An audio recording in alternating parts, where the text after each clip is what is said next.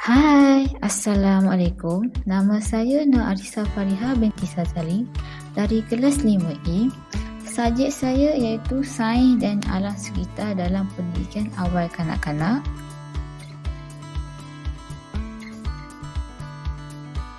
Okey, baiklah. Apa yang kita nak belajar hari ini ialah pendidikan alam sekitar.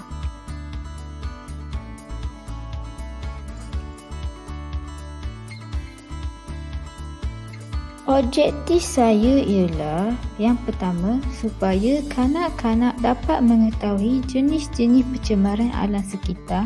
Yang kedua, supaya kanak-kanak dapat mengetahui punca-punca pencemaran.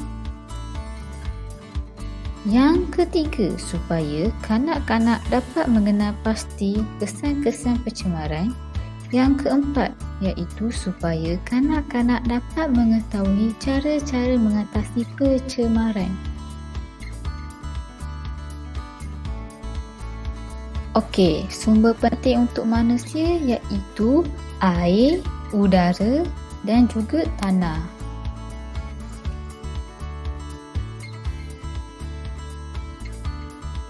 Punca pencemaran itu ialah daripada asap kenderaan, membuang sampah merata-rata tempat dan juga pembakaran hutan.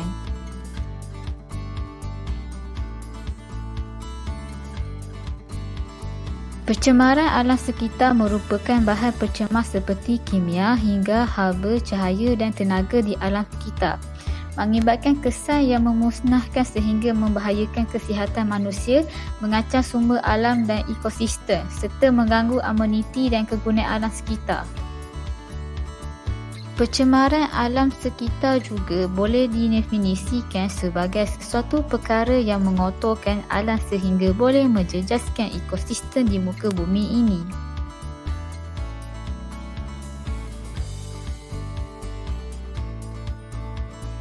Di sini ada 5 jenis-jenis pencemaran, iaitu pencemaran udara, pencemaran air, pencemaran bunyi, pencemaran sisa pepejal dan akhir sekali pencemaran tanah atau tani.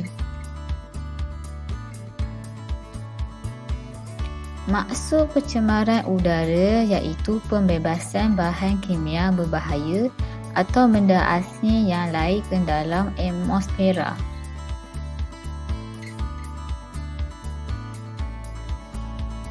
Seterusnya, kuantiti bahan-bahan pencemaran di udara iaitu gas dan bahan radioaktif melebihi kadar normal di atmosfera bumi pada suatu jangka masa tertentu dan menyebabkan kemudaratan kepada manusia, tumbuh-tumbuhan, haiwan dan harta benda manusia. Punca pencemaran udara. Yang pertama iaitu kenderaan motor. Kenderaan motor merupakan penyumbang pencemaran utama di dunia. Masyarakat moden amat bergantung kepada pengangkutan bermotor seperti kereta, motor, lori, kapal terbang dan sebagainya. Punca yang kedua iaitu aktiviti pembangunan dan perindustrian, di mana perkembangan ekonomi dunia bergantung kepada industri-industri yang menghasilkan barang untuk diekspor atau untuk aktiviti perniagaan domestik.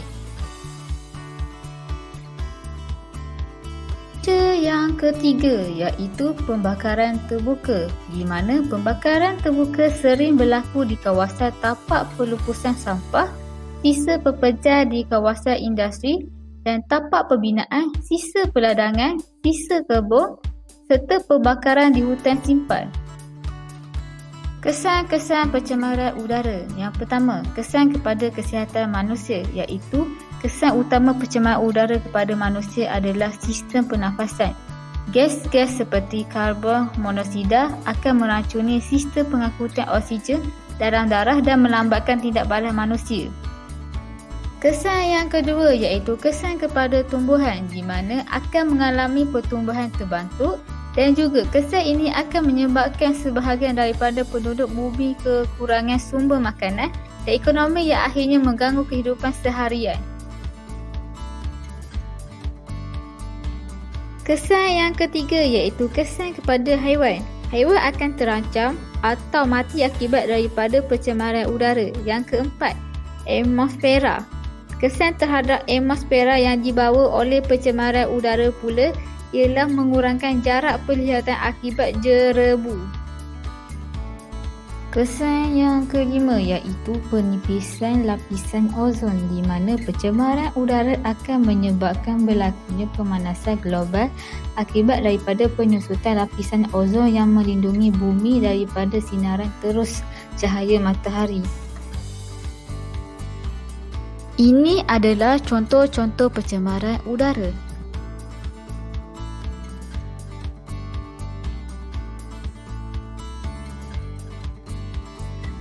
Maksud pencemaran air pula iaitu kebocoran dan pembuangan bahan kimia ke dalam sumber air atau fenomena eutrofikasi hingga mengubah kandungan, keadaan dan warnanya sama ada dari segi biologi, kimia atau fizik. Contohnya pembuangan sampah ke dalam sungai. Air merupakan sumber penting dalam kehidupan manusia dan menyokong kepada sistem kehidupan global. Manusia pula memerlukan air untuk menjalankan aktiviti harian seperti pertanian, perikanan, perindustrian, pengangkutan dan sebagainya.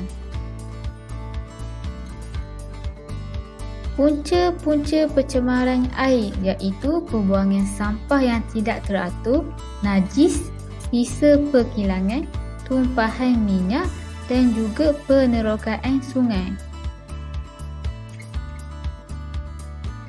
Kesan-kesan pencemaran air iaitu kesan kepada kualiti air, mengurangkan kandungan oksigen terlarut, sistem air bawah tanah tercemar, menjejaskan keindahan alam, banjir dan juga kemusnahan hidupan akuatik. Ini adalah contoh-contoh pencemaran air.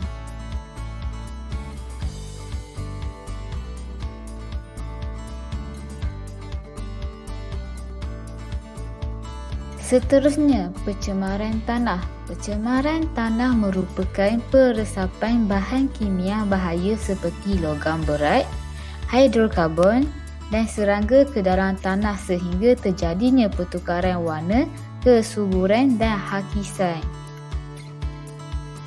Selain itu, pencemaran tanah juga adalah keadaan di mana bahan kimia buatan manusia masuk dan mengubah lingkungan yang dialami, di mana bahan-bahan sintetik yang tidak dapat dihancurkan oleh mikroorganisma. Punca-punca pencemaran tanah. Yang pertama iaitu pembuangan sampah yang tidak terkawal, di mana pembuangan sampah secara sesuka hati dan tidak memenuhi syarat merupakan antara punca yang mengakibatkan masalah pencemaran tanah. Punca yang kedua iaitu pembuangan sisa toksik dan nuklear, di mana antara bahan buangan yang dihasilkan daripada kilang-kilang termasuklah minyak, sisa toksik dan sisa-sisa kilang. Pencemaran tetap akan berlaku walaupun bahan buangan tersebut ditanam di dalam tanah. Punca yang ketiga iaitu kegiatan pelombongan, di mana kegiatan pelombongan seperti emas, pelombongan pasir dan penebus guna tanah serta pembangunan-pembangunan lain di sepanjang pantai meningkatkan ancaman terhadap ekologi hidupan akuatik. Punca yang keempat adalah pembalakan, di mana aktiviti pembalakan yang tidak terancang juga dapat menyebabkan pencemaran tanah. Antaranya, kawasan hutan sering ditebang untuk memperoleh hasil balak dan kayu yang dapat membawa keuntungan. Kesan-kesan pencemaran tanah. Yang pertama iaitu penyebaran pencemaran tanah, di mana haiwan-haiwan perosak seperti tikus, lipas dan lalat akan berkerumun di kawasan tanah yang tercemar. Seterusnya, haiwan tersebut menyebarkan kuman dan penyakit ke tempat lain. Kesan yang kedua iaitu berlakunya hakisan tanah, di mana hakisan tanah merupakan suatu kejadian sering berlaku di seluruh negara. Kesan daripada hakisan tanah seperti bencana tanah runtuh bukan sahaja merugikan dari sudut kewangan dan ekonomi, malah ia juga mengancam keselamatan dan nyawa masyarakat. Ini adalah contoh-contoh pencemaran tanah.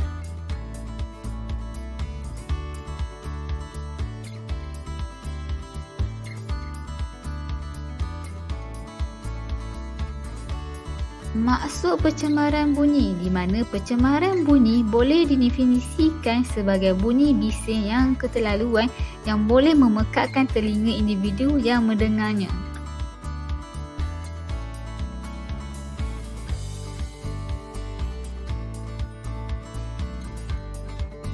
Selain itu, pencemaran bunyi juga boleh disebabkan oleh higar jalan raya, pesawat dan industri, biasanya melebihi 80 dB.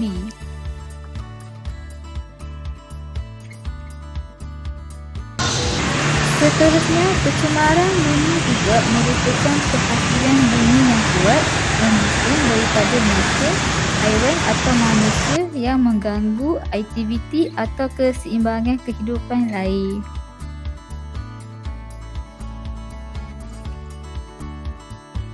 Punca-punca pencemaran bunyi yang pertama iaitu bunyi kenderaan bermotor, di mana bunyi deruman enjin kenderaan di jalan raya serta bunyi horn yang tiada henti boleh memekakkan pendengaran dan mengakibatkan stres, terutamanya di jalan raya yang sesak. Punca yang kedua iaitu kawasan binaan dan kuari, di mana kerja-kerja pembangunan yang melibatkan kren, gerudi, cerucur besi dan lain-lain dapat merosakkan suasana aman di sesuatu kawasan. Punca yang ketiga iaitu aktiviti atau tabiat manusia. Punca utama masalah pencemaran bunyi adalah sikap masyarakat. Sesetengah orang suka memasang radio, televisyen dan alat hiburan seperti karaoke dengan sangat kuat sehingga mengganggu ketenangan kawasan persekitaran.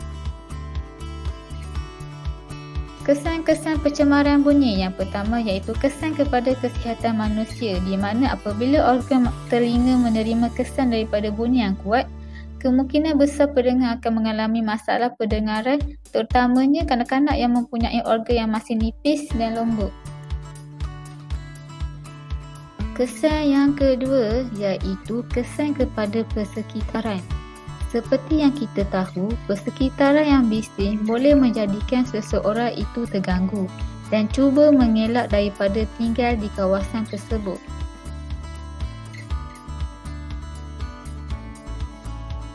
Ini adalah contoh-contoh pencemaran bunyi.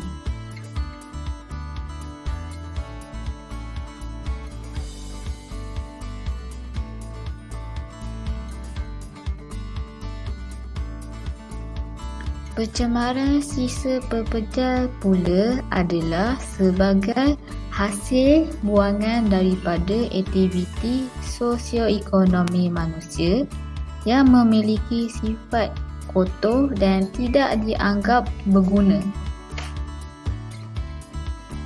Seterusnya, ia merupakan suatu bahan atau sumber yang tidak lagi digunakan kerana sudah tiada nilai ekonomi sebelum ia melalui proses akhir.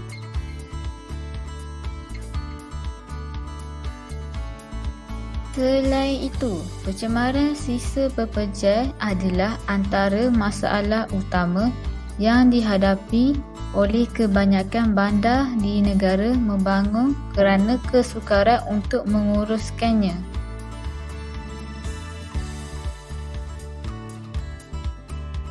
Punca-punca pencemaran sisa pepejal. Yang pertama, sikap masyarakat, iaitu gaya hidup masyarakat yang kurang mesra alam juga menyumbang kepada faktor pencemaran sisa pepejal. Kebanyakan masyarakat kurang peka dan prihatin terhadap isu pencemaran alam sekitar.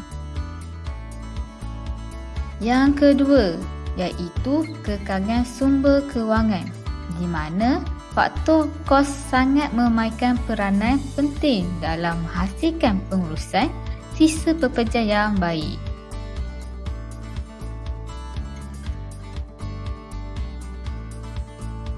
Kesan-kesan terhadap alam sekitar. Yang pertama, tumbuhan akan mengalami keguguran daun, pertukaran warna dan pertumbuhan terbantuk.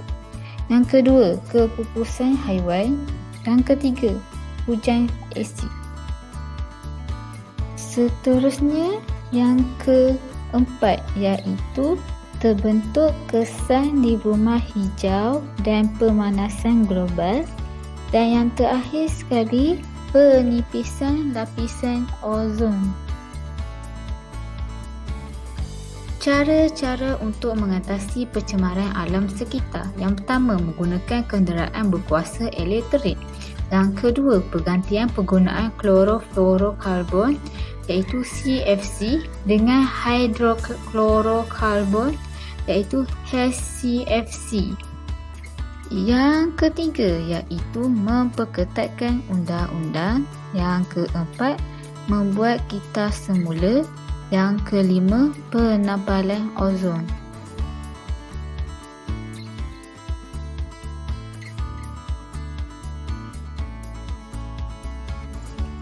Selain itu, menghijaukan kawasan seperti menanam pokok, penggunaan petrol tanpa pelambang, memperkenalkan pendidikan alam sekitar, mengadakan kempen. Penubuhan sebuah yayasan atau kelab pencipta sungai perlu dimulakan. Mewajibkan sistem pembentungan air buangan dan loji pelepasan bahan sisa-sisa bersepadu. Peranan media massa.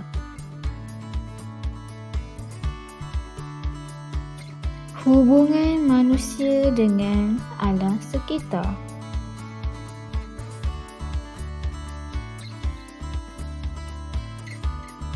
Apa yang kita perlu lakukan ialah, yang pertama, kita perlu mengadakan kempen kitas semula. Yang kedua, perlu menanam tumbuh-tumbuhan hijau. Yang ketiga, mengharamkan pembakaran terbuka. Apakah kepentingan kita semula terhadap bumi?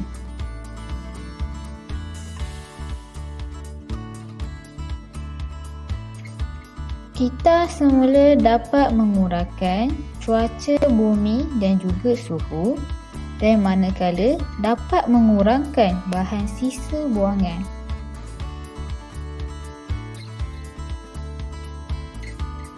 Apakah kepentingan kita semula terhadap bumi dan juga manusia? Kita semula dapat mengurangkan pencemaran alam dan juga dapat mengurangkan tekanan emosi.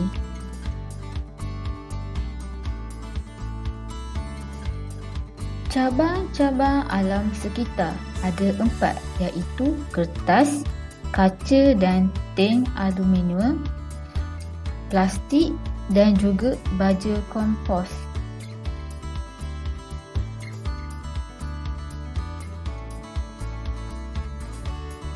Di sini anda boleh lihat ada 4 jenis tong sampah kitas semula. Warna coklat untuk kaca, warna biru untuk kertas, warna oranye untuk plastik dan juga warna merah untuk baja kompos. Pendidikan kita semula bermula di rumah, di mana di rumah ada ibu bapa, di sekolah pula ada guru dan juga kawan-kawan, dan akhir sekali organisasi di mana orang sekeliling kita. Pengajaran untuk pencemaran alam sekitar. Yang pertama, kita haruslah menjaga alam sekitar demi kesejahteraan semua makhluk di muka bumi ini. Yang kedua, kita haruslah berganding bahu untuk mengekalkan keindahan flora dan fauna bagi generasi masa hadapan. Pengajaran yang ketiga iaitu semua pihak haruslah memainkan peranan dalam menjaga alam sekitar supaya flora dan fauna yang hampir pupus dapat dikekalkan. Pengajaran yang keempat, di mana media massa haruslah menyiarkan iklan-iklan tentang penjagaan alam sekitar yang lebih menarik dan kreatif untuk memberi kesedaran kepada masyarakat umum. Sekian, terima kasih.